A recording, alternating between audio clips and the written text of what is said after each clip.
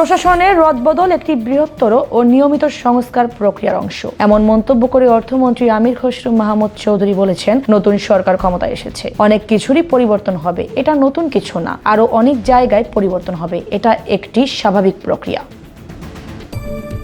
রদবদল কেবল কেন্দ্রীয় ব্যাংকের ক্ষেত্রে সীমাবদ্ধ নয় দাবি করে অর্থমন্ত্রী আরও বলেন, কোনো বিশেষ সংকটের কারণে এই পদক্ষেপ নেওয়া হয়নি। পরিবর্তন শুধু বাংলাদেশ ব্যাংকেই হয়নি, বরং এটি চলমান শাসনতান্ত্রিক সমন্বয়ের অংশ হিসেবে নেওয়া একটি নীতিগত সিদ্ধান্ত। প্রশাসনের বিভিন্ন স্তরে বর্তমানে সমন্বয় করা হচ্ছে এবং আরও পরিবর্তন আসবে। প্রশাসনিক সংস্কারগুলো একটি পরিকল্পিত কাঠামো অনুযায়ী বাস্তবায়ন করা হচ্ছে। এটি কোনো নির্দিষ্ট প্রতিষ্ঠানকে লক্ষ্য করে নেওয়া বিচ্ছিন্ন সিদ্ধান্ত হিসেবে দেখা উচিত নয়।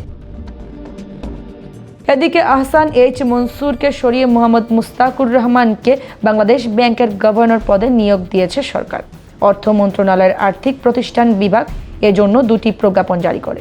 একটিতে গভর্নর পদে আহসান এইচ মনসুরের নিয়োগের অবশিষ্ট মেয়াদ বাতিল করা হয়, অন্যটিতে মোহাম্মদ মুস্তাকুর রহমানকে অন্য সব প্রতিষ্ঠান ও সংগঠনের সঙ্গে কর্মসম্পর্ক পরিত্যাগের শর্তে তার যোগদানের তারিখ থেকে 4 বছরের জন্য বাংলাদেশ ব্যাংকের গভর্নর পদে নিয়োগ দেওয়া হয়। অন্যদিকে সরকার আশা প্রকাশ করছে, কেন্দ্রীয় ব্যাংকের নতুন নেতৃত্ব আর্থিক শৃঙ্খলা জোরদার করা, তদারকি বাড়ানো এবং ব্যাংকিং খাতের স্থিতিশীলতা নিশ্চিত করতে সরকারের চলমান প্রশাসনিক সংস্কার প্রক্রিয়ায় গুরুত্বপূর্ণ ভূমিকা পালন করবে।